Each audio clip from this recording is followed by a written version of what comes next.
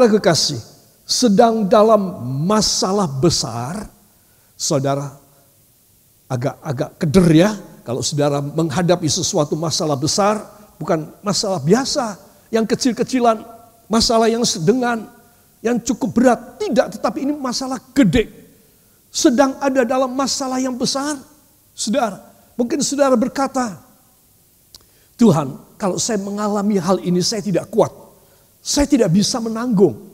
Saudara, siapa sih di dunia ini Superman yang bisa menanggung semua hal yang berat dalam hidupnya?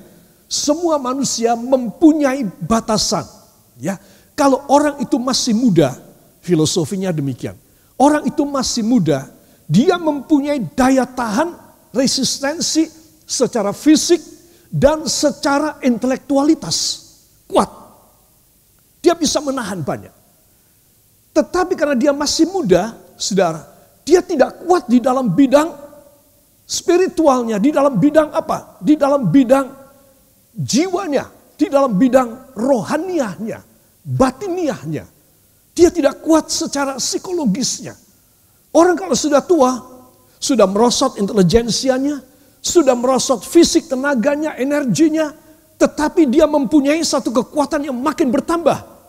Hikmat akal budinya makin bertambah. Dia mempunyai kekuatan untuk bisa berdiri dengan sendiri, dengan satu kekuatannya sendiri. Anak-anak sudah tidak ada bersama aku. Cucu juga tidak. Ya, aku tinggal seorang diri saja, sudah tua. Dia bisa selfstandig dalam bahasa Belanda. Dia bisa berdiri sendiri, dia bisa kuat, mandiri. Yang orang muda tidak bisa lakukan. Jadi masing-masing segmen usia itu mempunyai batas.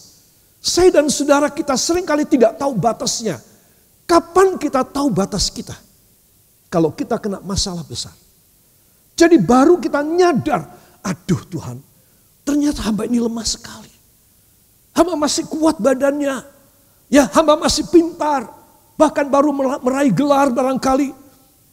Tetapi ternyata hamba lemah sekali.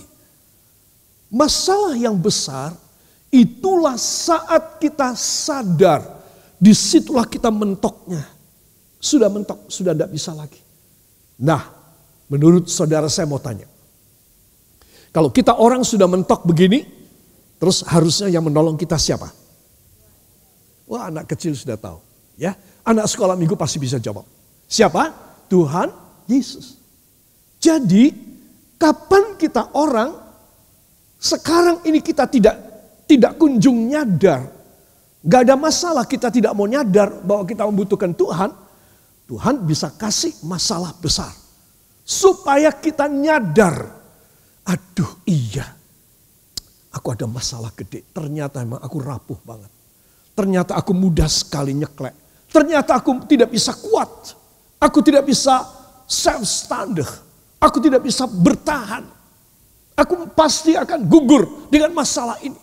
Nah saudara, itu sebab saya memberikan kata-kata wisdom, kata-kata bijak kepada saudara.